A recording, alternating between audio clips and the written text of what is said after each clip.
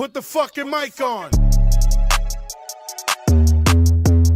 How we doing, folks? It's your boy DP, Barstool Sports Starting 9, and you are listening to the End of the Bench. Scoot your ass down.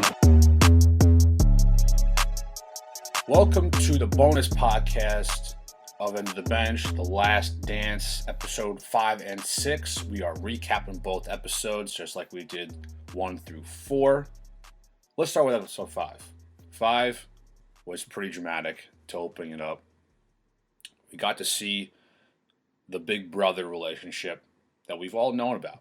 You know, we've known the relationship between MJ and Kobe. Everyone knows that Kobe wanted to be like Michael. That's exactly what he wanted to be.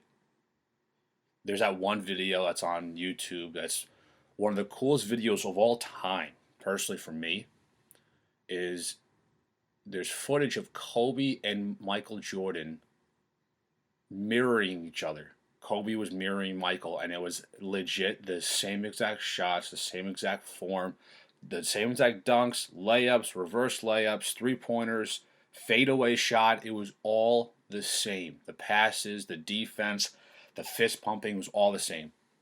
So we all knew that Kobe wanted to be like Mike, just like in that Gatorade commercial, which we'll talk about in a second. But this opened up in episode 5 with the 1998 NBA All-Star Game with Kobe. And to open it up, they had the scene where Michael's in the locker room with the East All-Stars. And he's, talking with Reggie, and they're all, talking shit about this Laker boy, little Laker boy named Kobe Bryant. And talking about how he wants to be, this next great player. And he's like, yo, brother, he ain't going to be shooting more than 4 times, or he's got to be able to rebound, whatever. If he wants that one-on-one, he's going to get it. You saw the competitiveness all throughout episodes 1 through 6 with Michael Jordan, but then you see a little bit of it with the young 1998 version of Kobe Bryant. And Kobe's covering Michael the entire game. And it was awesome. I mean, it was absolutely fantastic to see that, and we got to see Kobe Bryant be interviewed in this doc. It was extremely emotional to see that, and you know what? It was, if you didn't shed a tear like I did, I feel like you don't have a heart. It was just weird, because it doesn't seem like Kobe's gone still, and it's been since January, I think 27th is when the plane crash happened. You guys can fact check me on that. But I gotta say, it was very weird. But other than that, it was awesome to see this 98 All-Star Game. And for the people at home, if you guys are really having a hard time following how the doc is going, remember, the entire documentary, the main focus is on the 98 Bulls, right? The Last Dance. That's the team. But they're taking storylines from the 98 team and bringing it back and going back in time and reliving the moments. Like we saw, we relived the Jerry Krause era. We relived Phil Jackson, who he became. We relived Rodman and Pippen. And we also relived Michael Jordan coming up from a high school kid to college and playing in his early years in 84 and 85 and playing on restriction limits and being pissed off. Right, we saw all that stuff. But that's part of the documentary. So to keep going back and forth like that, you guys got to remember, that's how it's going to be.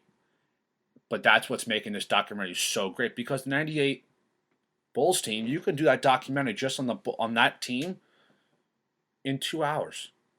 In an hour. You could fit all of it in an hour or 2 hours.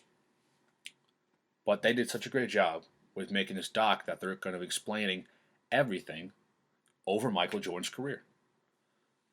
So we're back with the episode 5, and NBA All-Star Game is now done. Those clips are over. And then they go to a part where I think a lot of MJ fans and a lot of shoe fans wanted this scene to come up. Was the scene where it's continuing 98. Michael, of course, the rumor is he might not come back after this 98 season because Jerry Krause is not bringing back Phil, and Michael said, if Phil's not back, I'm not back. And Jerry Krause like, okay, well, we don't need you, basically. So Michael's going to his final game at MSG. He said time and time again through the documentary and time again through his whole career that playing at Madison Square Garden is his favorite spot. He loves playing it. So he went back in time to where the Air Jordan 1s, where he wore them the very first time he played at MSG in 1984, and he put them on. He put them on and absolutely tore it up at MSG. But he was saying that his feet were killing him. Like absolutely killing him. He's at the bottom of his feet, like the socks, bottom of the shoe, soaked in blood. They were bleeding. He could not wait to take them off. He even said it in the post-game interview with Ahmad Rashad, who, I want to clarify something before I talk more about Ahmad Rashad towards the end. I've been a fan of Ahmad Rashad for a long time because he's one of the best interviewers in the sports industry. It still is today. I mean, but back in the 90s, he was the best. I need to interview that man like now. I need to pick his brain. I need to know everything about Ahmad Rashad and how he handled interview Michael Jordan because he got private conversations with Michael all the time. Anyway, so they're on the court and Ahmad Rashad's like, talking about the shoes and MJ is like, I need to take these off. I'm just freaking dying here. And then we go into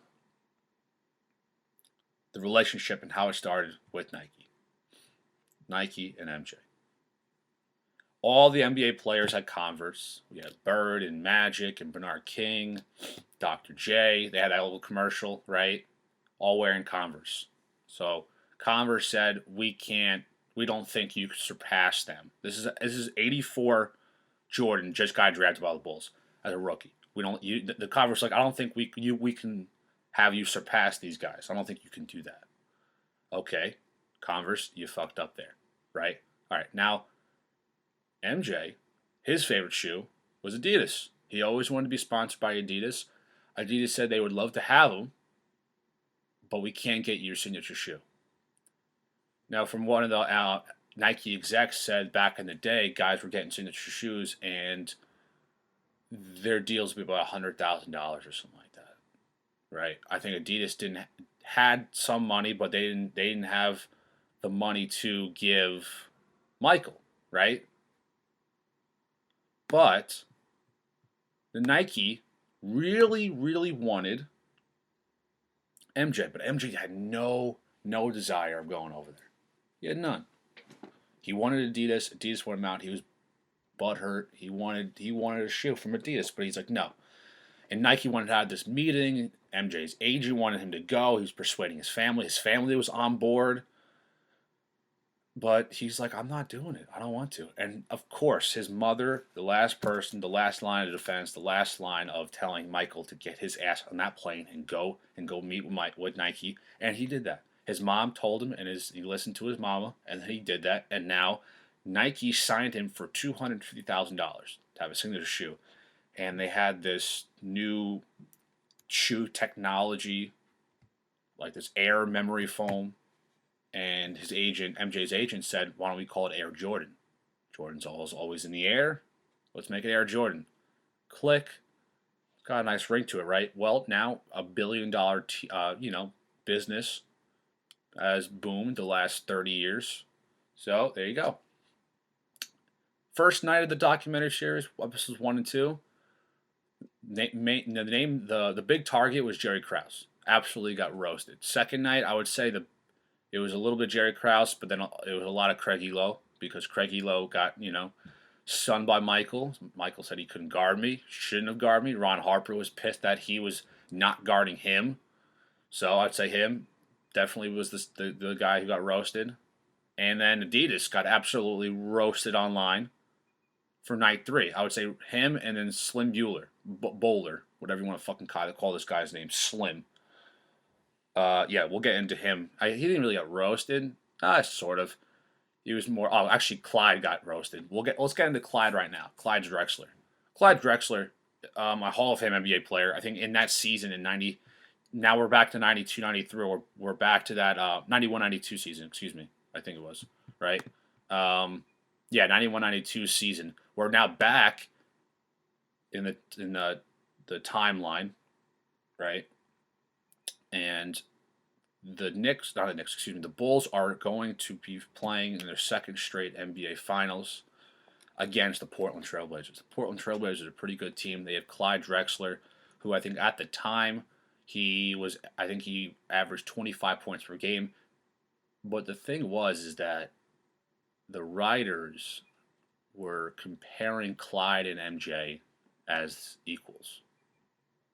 They were the same player, 1 and 1A or 1 and 1.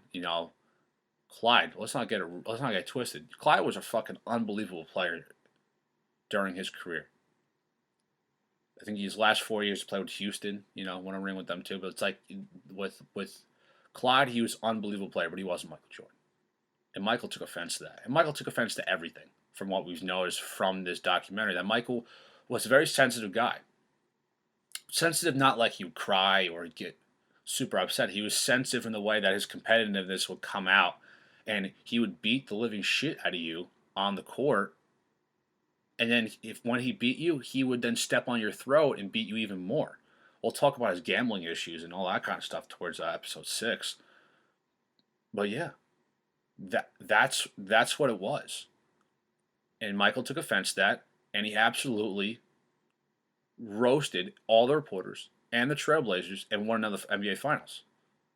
Won another ring. That's number 2.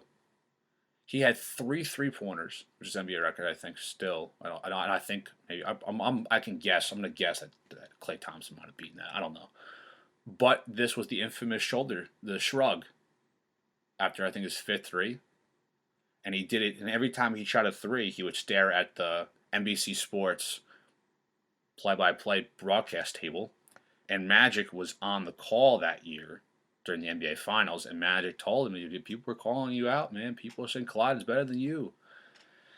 And every time, he just kept looking at Magic, and he's just like, what can you do, man? I'm fucking better. And Clyde got roasted big time. So I say Adidas and Clyde Drexler got roasted. And unfortunately, Clyde shouldn't get roasted because Clyde's a Hall of Famer.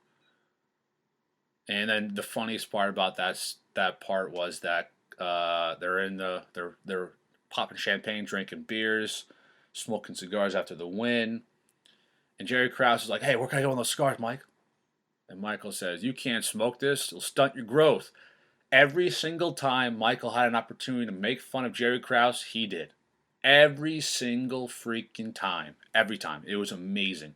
And we saw more of it. We keep seeing it every single time. And now this is when another situation where Michael wants to stick it up Jerry Krause's ass right now. So we have the Dream Team. This comes up, the best group of NBA players to ever be on one team. The best. We had my generation's Dream Team. There were, with Kobe and LeBron and Melo. But this one will absolutely surpass the one that was, during my lifetime. So Michael was asked, I think, almost right after the NBA Finals was over, so you want to join this Olympic team? Because the Olympic team was not doing great, and they really wanted some actual athletes, like some actual NBA players, some really good players. And Michael was asked first, and he said, "Who's gonna join?" Well, you had everybody. You had Pippen. You had Magic. You had Bird.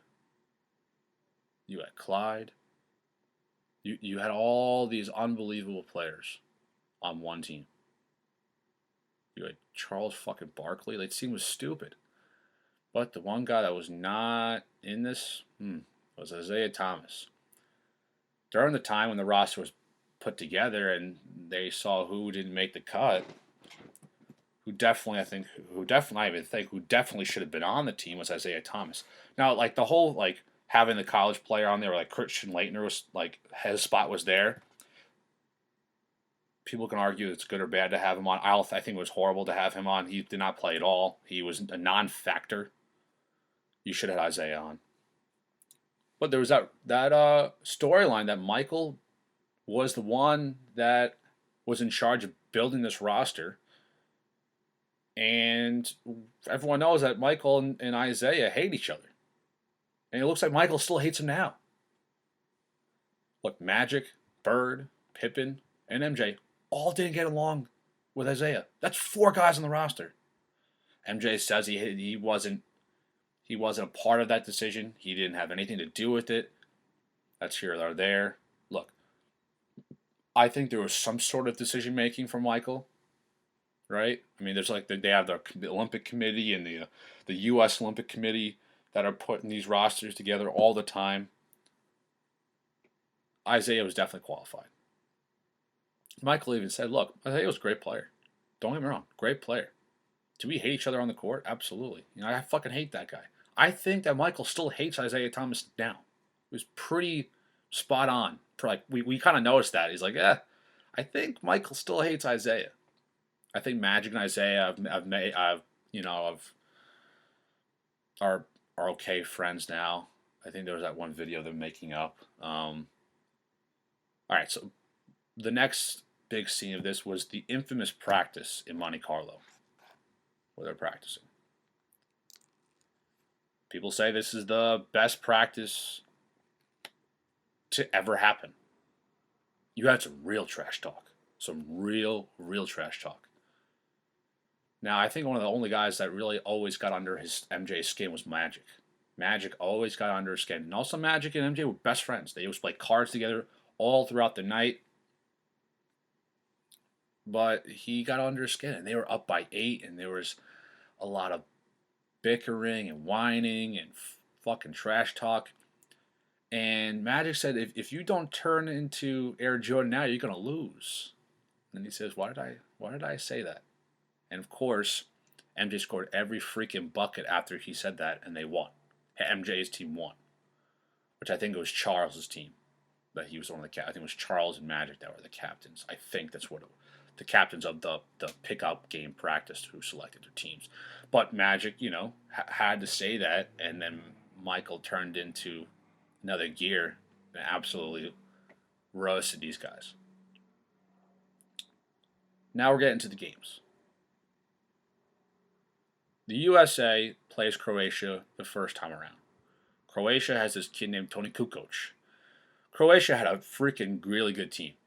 A really good team led by Kukoc. Kukoc is a young kid who was said to be the next Magic Johnson. I have never heard of that nickname at all. I'm gonna be straight up with you. Never ever heard of that nickname whatsoever from Toni Kukoc. I'm gonna try finding the tweet that I posted out this morning. Not this morning, last night when I was watching it. I think it was let's see. The left-handed Magic Johnson is what they called him. Never heard of that. Anyway, Toni Kukoc, great player. But Jerry Krause has been scouting Kukoc at the time for years, and he's wanted him to be on the Bulls for a long time. The players typically, they didn't like Krause to begin with, but they absolutely hated Krause even more after this because players didn't like how Krause wanted to pay and get Kukoc before Pippen got his pay. Even guys on the Dream Team knew that this was an issue. Like Karl Malone even said it. Magic said it a bunch of times. Guys did not like this happening. That there was more love to Kukoc than to Pippen. Pippen was already on the freaking team and won you a title already. 2 titles. So MJ and Pippen all game long said, we're going to be on this kid. All game. We're going to make him not want to come and play in the United States. We're going to scare him that bad. They wanted to make Krause look bad. And they did. Kukoc only had 4 points. Now, this was a huge moment for Croatia because they were in a war at one point. There was a lot of poverty in Croatia, and this is something to uplift the Croatian people. And they absolutely got murdered by the Dream Team. Now we're going to go to the gold medal game because everyone knew that Croatia and the U.S. would meet again because they were the only 2 good teams. But Kukoc played a lot better. Nobody on Team USA didn't really understand that these players were playing so hard. Like this was the real reason. They were playing for not just winning, like they want to win, of course, but they were playing for pride, for their country, with what's going on in their country, and they played really, really well. But they were very impressed with Kukoc more than they would probably even have thought, because Kukoc was absolutely sunned in that first game, and Kukoc gained a lot of respect. But Toni Kukoc didn't even understand why they hated him. He had no idea until after the fact, way after the fact. I think it was years after the fact. It was years, or most likely months after the game were over. He realized that there was some. It makes more sense that it probably would have been like immediately after, because he probably would have known the beef with the media and how the media probably told Kukoc. But at the time of the game, he had no idea why they were being so mean. There's competitiveness and being like super hard-nosed defense, but then there was pure hatred. MJ even said, like, look, I didn't hate the guy. Krause maybe hate him. Whatever Krause did, I'm going to hate him. If the sky was blue, MJ would never look. Like, if Krause told him to look up on the sky, MJ would look down for the rest of his life. He would never look up at the sky. Like, whatever Krause did, MJ would not do. Would do the opposite. So, I'd see fucking son Kukoc. And so did Pippen. So they won this gold medal game. And we all know at the time, now it's been years, that MJ's been sponsored by Nike, and MJ has his own sneakers and by Nike. And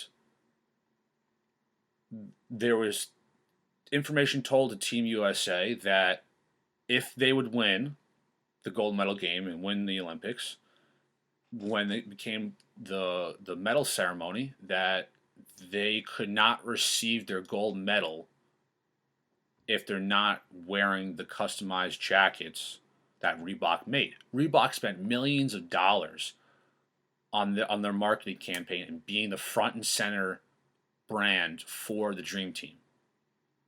Michael didn't like that too much. He hated it, actually. He wouldn't wear it because he was a Nike. With his relationship with Nike, it was pretty obvious. And he's like, just wait until they fucking see what I'm going to do. And then the two things clicked in my brain, because I'm a huge basketball fan. I'm a huge fan of sports in general. So you see all these highlights all the time. If it's the anniversary of the Dream Team, or if it's just running through Michael Jordan YouTube freaking videos, you'll see it. And I noticed it for the first time, why he had the American flag on him. I mean, I thought originally the American flag was draped over his right side of his jacket because he wanted to show, him being patriotic, him being this unbelievable player and showing his patriotism. But it was really to cover up the Reebok logo. Like, what a genius move. Like, absolute genius move. It was awesome. Like, it was so awesome. But Reebok wasn't too happy with that. But you know what? Michael he was wearing the jacket that Reebok made it, but he covered up the giant logo. But we realized that Michael was this absolute brand ambassador for the game of basketball after the Dream Team and after the Olympics was over. The Dream Team made basketball popular around the world. Then we saw all of the coverage when it comes to the commercials, the Gatorade commercials, Be Like Mike, the Spike Lee commercial about his Jordan shoes. He was all over the place. All over the place. But it seemed like it was taking a toll on him. It was. Because as a player of Mike's caliber, right? He's front and center every single day, 24/7, 365. Cameras are always on him. Media's always talking to him.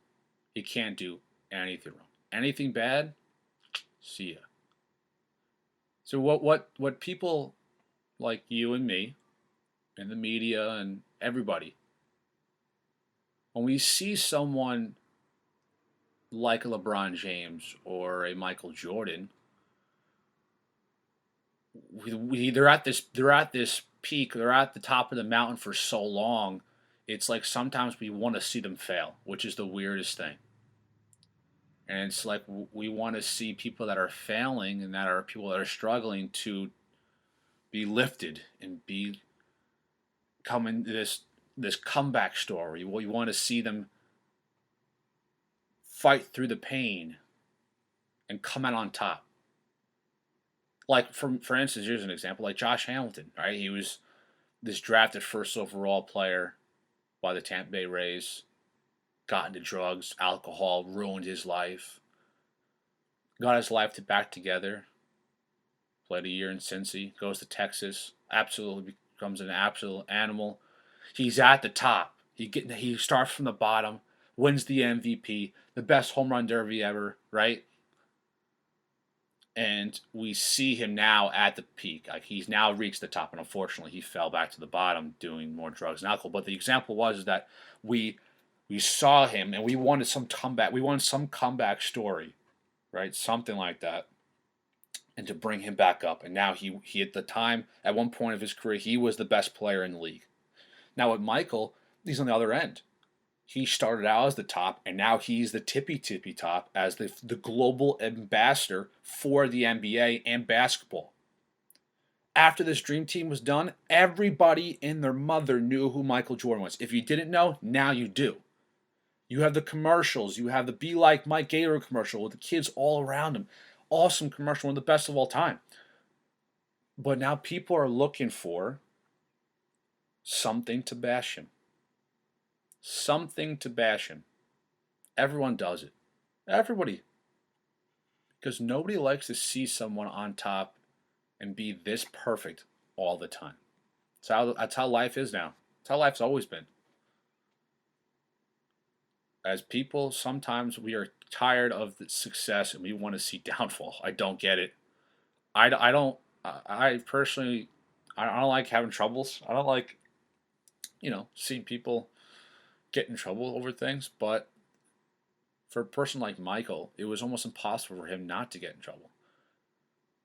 Like, how do you stay perfect all this time? How do you stay perfect?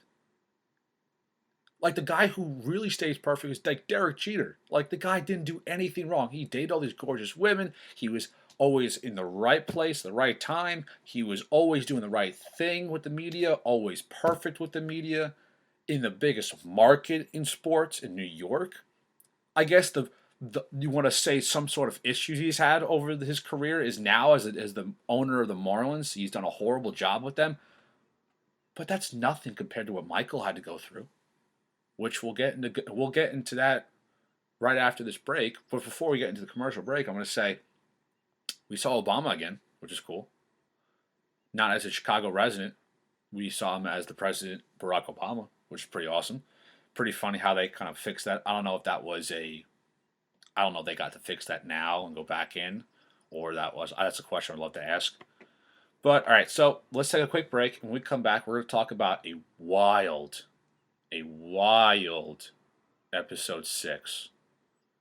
Seeing the pressures that Michael had to go through, him winning the NBA Finals in '93, and then his gambling issues when we come back. All right, we're back. It is now time to recap episode 6. We ended off episode 5 with him becoming this global ambassador for the NBA. A lot of sponsorships, a lot of commercials, a lot of pressure. We talked about how can someone anybody be under this much pressure and not it starts taking a toll on you. So we start off with, we notice that he's taking a lot of pressure. And it opens up to him smoking a cigar in his hotel room, which is boss level on 1,000. And this was his only escape from reality. Just this little time of just by himself, chilling, no problems, relaxed. And then he goes back outside and he's swarmed by media, blah, blah, blah. It's horrible. So it's tough. And we really get to see that he's having some issues. And then we see right after that one of the Sniff brothers, right? You guys remember them? The Sniff brothers? Well, we were really introduced to all of them last time, but this time we got introduced to the guy I think we all wanted to talk about was this guy, John Wozniak, who had these crazy Jerry curls, right? We didn't know who was his story. So I honestly got to see him playing this coin game, which I have now been roasted on Twitter many times now. It's called Pitching Pennies. I had no idea what it was called. I tweeted something out. I said he beat MJ in a game that he probably made up, which I thought Michael Jordan, just because he made up gambling games all the time. There's stories that he bet on people who can chug water faster. Like, that's how much of a degenerate he was. And we got to see him do this coin game called Pitching Pennies with the Sniff brothers, and they were betting, and MJ kept losing, and he said, "All right, you know what? I'll let you do it again. You have 4 tries to get my one," and he fucking gets it on the first try, takes MJ's money, and then does the MJ shrug right in front of him. What a fucking legend! Like, we need a 10-part series of that guy. That's what we need. So now we're gonna go to Sam Smith. We mentioned, I think, Sam Smith back in the first episode, I want to say. I got to look at my notes. I think we mentioned Sam Smith in the beginning. Hold on. We mentioned Sam Smith in episode 3 because I mentioned him because Michael he went to Lacey Banks, Kent McDill, and Sam Smith and said, "We're going to win and beat the Cavs in the 89 first round of the playoffs, Eastern Conference first round in 1989. That's when the shot on Elo, it's good. He pointed at Sam Smith. He's like, "I'm going to take you now, and I'm going to win in Game 5. And that's the last time I mentioned Sam Smith, and now we're in episode 6, 3 episodes later, and Sam Smith published a book called The Jordan Rules. Now, Sam Smith was a very good reporter, but he was brought up as an investigative reporter. And this is what I was saying before, and just before when we recapped episode 5, is that we have all these unbelievable athletes or even entertainers at this high pedestal on this freaking, throne, and we want to see them fall. People want to see them fall. That's just how it works. And this show showed that he wasn't perfect. He wasn't this amazing role model, right? He showed that he wasn't liked by his teammates. And, of course, Jerry Krause. Jerry Krause, I think, highlighted 25, 30 quotes and had a meeting with Phil Jackson saying, "What the fuck is this?" And now believed that there was a lot of snitches that went to Sam Smith to get this book published and shown to the world. Now, the big snitch everyone thought was Horace Grant, because Horace Grant was the third guy, and of course the guy that wasn't getting a lot of recognition. Now, in the late 90s, remember they had MJ, Pippen, and Rodman. Rodman was okay for a little bit of time, being third man, the guy wasn't getting so much love, because he kind of filled the role perfectly as this typical defensive player rebounder.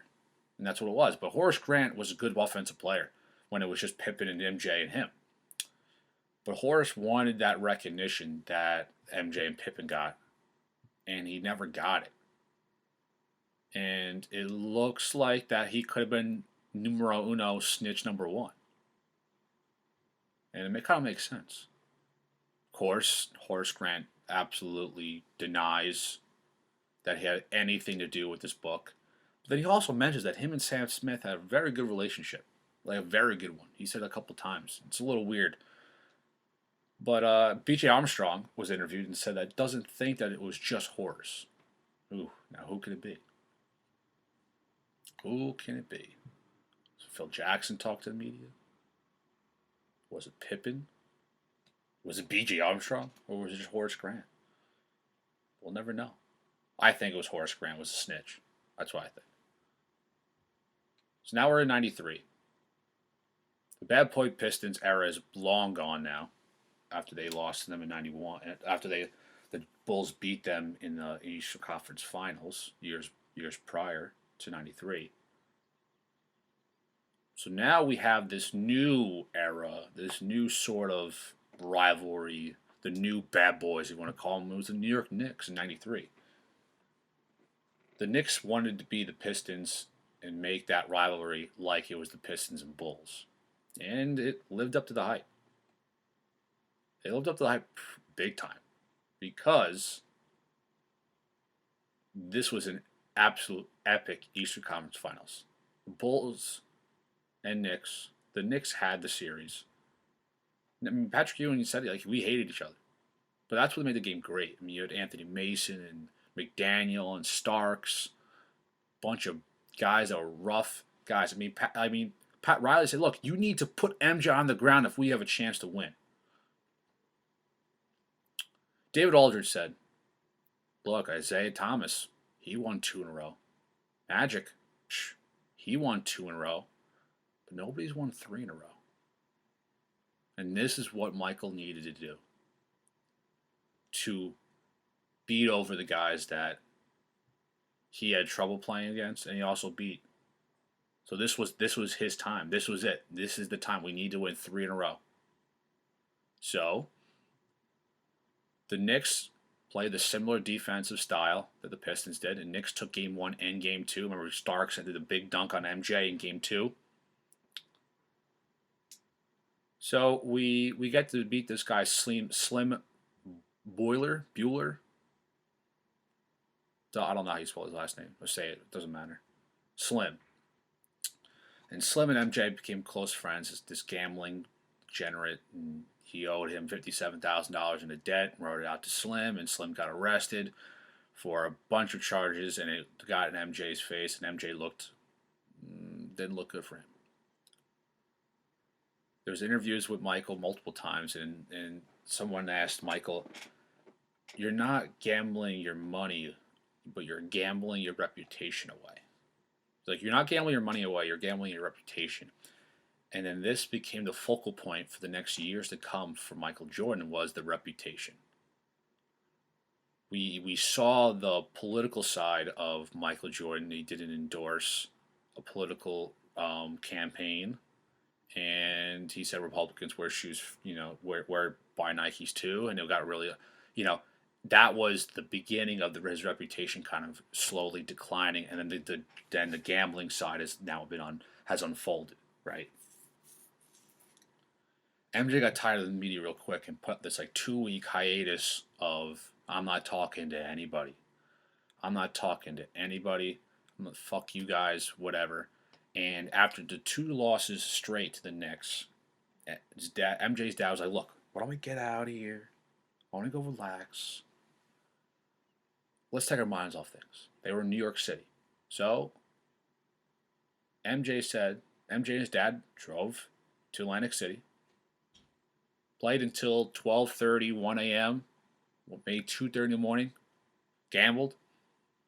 After Game 2, nowadays, if that happens today, hold on, that shit ain't happening today. None of that's happening today at all. Nothing like that. That would blow up everything. Imagine that happening today. LeBron James does that. What in the world? That would be freaking insane. But it's not going to happen today. Of course, he gets a ridiculous amount of backlash that this happened. And after this happens, MJ responds in Game 3 with the win. And then also at Game 4, win. And then Game 5, unbelievable defense towards the final minutes. They win again. So now they're up 3-2. And the Bulls win in Game 6, go to the NBA Finals. The Knicks had the series. It was theirs to win. And there's funny clips of Michael after this, there's practices before the NBA Finals, and MJ loves him some golf, forcing Pippen out of practice, and Rodman. So we're gonna play some golf, and now we're really going to see the gambling side, right? We're seeing the real footage of him gambling, and there was a lot of talks that he's gambling tens of thousands of dollars, hundreds of thousands of dollars. And David Stern said, "Look, you know what? He talked to him, and he's like, look, you can't be doing all this stuff. You can't be gambling all this fucking money away." But he didn't really. It wasn't an actual legal issue. We had the legal situation with his boy Slim that now Slim's in prison, and that story's out of the way. But you're really seeing the degenerate side of Michael Jordan. It's not I don't have a gambling problem. I have a competition problem. I have a competitive problem. No, you have a gambling problem. Everyone's known that for years. Years. So now we have 1993 NBA Finals versus the Suns and the MVP Charles Barkley. MJ already pissed that he wasn't the MVP because I think he should have won it, but Barkley had an unbelievable season that year. So this is just another thing. Look, Michael used to make up stuff to get himself competitive, to get himself this weird edge. It's like, all right, I got to beat you now. Even if there wasn't a competitive situation, he would make it competitive so he'll just win. So we're coming up in the NBA Finals. Michael's going to break his silence. His 2-week silence from the media. Here comes Ahmad Rashad again. He was the only person to talk to him. He went over to Ahmad, and Michael said, hey, look, grab a camera. I want to talk. Ahmad Rashad, this is the absolute... I can't imagine all the access he had over his career, but I feel like this definitive moment in 93 that he asked Ahmad, I'll just talk to you. If that was me, I'm the only guy he's going to talk to. Well, now, guess what? I'm his number one guy. I'm his guy, and that's it. If I want any access, anything personal, he's going to tell me, not you. So during the interview, MJ talked about his gambling problem. But the weird thing was that MJ was wearing his sunglasses, which probably shouldn't have worn those. It was very funny that he was wearing them on this very serious interview. He was wearing these Ray-Bans, but like, dude, I'd take them off. It's a little weird. I wouldn't do that. But after that, you know what? He then absolutely tore it up in the NBA Finals. Barkley played his best. So the Bulls pull away with a win in Game 1. I forgot to mention that. In Game 2, Bulls win again. MJ played an unbelievable game, and so did Barkley. But Barkley said that he played his best, but Michael was better, and now is the first time he's ever thought someone was better than him. That's like that moment that you're playing amongst the greatest of all time. Barkley is one of the greatest players of all time. And let's reiterate, Draymond Green, the fact that you think you're better than Barkley is hilarious. Barkley in his prime against you in your prime, Barkley would absolutely make you a little boy and ruin you. That's how bad it would be. Fucking idiot. Anyway, where was I? So then the Suns win a triple overtime game in Game 3 to keep the series alive for the Phoenix Suns. But the Bulls said, enough with that. We're going to take a 3-1 lead. Bulls winning Game 4. MJ has 55 points. Suns winning Game 5. This was a weird situation. They're up 3-2. The Suns are starting to have some momentum. They won 2 of the last 3 games. MJ on the plane. He's never been the guy to give this pump-up rally and get the guys together. Come on, guys. Let's go. We have one more game. We can do this. Because they didn't have to. Because they were so good. They just knew that they were going to win. But he told the guys on the plane, he's, look, guys, I only packed 1 suit. It's all I'm bringing. It's all I'm bringing. What a baller move. What a fucking baller move. And the Bulls win Game 6 and this series. John Paxson nails a 3. The only points other than MJ to score during the fourth quarter. And the Bulls win another title. 3rd in a row. Thing is, it's like after the first one, you see MJ crying in 91.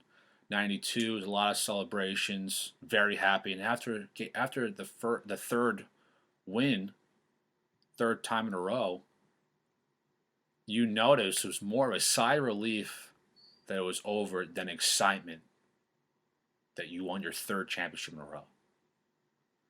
He's like, okay, now I can get away for a little. I can go on vacation. I can get away from the media. I can get away from all the craziness. Like, Michael, you guys won the 3rd NBA Finals in a row. Isaiah never did it. Magic didn't do it. You did. You did. But he's not happy. That was June of 1993. We then fast forward towards the end. Now this is the end of episode 6. We now go back to April of 1998. Ahmad Rashad and MJ are smoking cigars in MJ's car. And here comes the rumors of MJ retiring. He's sick of it. He's done. I can't do this anymore. Would I miss basketball when I retire? No. This guy's he's in his prime. He's 30 years old. He just won his 3rd in a row. It looks like they're going to win another freaking 4 or 5 in a row. It doesn't look like it's going to stop. But MJ is kind of getting fed up. And then we end with the Bulls about to play the Nets in the playoffs. And it's over. Episode's over. Now episode 7 and 8 is going to be about MJ retiring. MJ retires from basketball. It was his father's dream to play baseball. We're going to see him playing minor league baseball, which I'm going to be so excited to see that. Look, we know there's a documentary, a 30 for 30 out already about MJ's career in the minor leagues, but there was no MJ in that part of the documentary. But we're going to see it now in episode 7 and 8. Pippen starts playing extremely well without MJ. Phil is doing his best coaching of his career, it looks like, without Michael. And then we see, hopefully, I think we're going to see in episode 8, which makes a lot of sense, MJ come back. And I think I'm not going to say I think, I know we're going to see a good part of it about his father's death. Father was murdered. No spoiler alert. I'm not going to fucking cry about it. Don't cry about it. It's no knowledge. His father dies. He gets murdered. The biggest rumor of all rumors, the biggest conspiracy theory of all time in sports history is, did Michael get his father killed because of his gambling debts and his gambling issues with the the mob or whatever, these high-profile people, whatever. That's a conspiracy theory. Hopefully we hear that in the documentary. It might offend Michael, most likely, but it'd be really interesting to see if they actually mention that in episodes 7 and 8. But look, 7 and 8 is about to be absolutely crazy. I really enjoyed this one because we saw the marketing side of Michael Jordan and the brand in the face of the NBA and how it turned into a global game, global marketing brand. I really like seeing that. And then we also saw the gambling side, his real issue of gambling, how he gambled over everything. And there was a lot of people to back it up. Love seeing that. But this one's going to be really interesting, him retiring and playing baseball and seeing the Bulls excel without him. I'm sure that pissed Michael off. It's like, hey, you guys are playing good, but you're not winning anything. We'll talk about that next week, next Sunday. So, hope you guys enjoyed it. Don't forget, on Friday, dropping a new episode of End of the Bench. We got Michael Eaves, SportsCenter anchor. We have 2 SportsCenter anchors in a row. We had Kevin Connors last week, and we have Michael Eaves this week. Talk a lot about Michael Eaves' career, covering a lot of teams, and of course, being at ESPN. He covered Kobe Bryant's death of that day. He did about 5 straight hours, or 3 straight hours commercial-free. You can listen to the interview. Be on YouTube and on the podcast on Friday. You'll see some clips throughout the week. And he covered Kobe Bryant's 81-point game, too, which was unbelievable, which was one of the cooler stories he told during this interview. So get ready for that. Hope you guys enjoyed this Last Dance bonus podcast recap of episodes 5 and 6. We'll catch you guys on Friday for a regular episode of End of the Bench, and then we will catch you guys on Sunday for a recap of 7 and 8. Don't forget, episode 7 starts at 9 o'clock on ESPN. So, we will catch you guys on Friday and Sunday. Peace! In the car, and I put it on my mama. And my bitch call, talking about some drama. I swear there ain't no time for women on a coma. It's either pussy or the karma. Man, I just wanna go flex. Gold on my teeth and on my neck. And I'm stone cold with the flex. With the squad and I'm smoking up a check. Man, I just wanna go flex. Gold on my teeth and on my neck. And I'm stone cold with the flex. With the squad and I'm smoking up a check.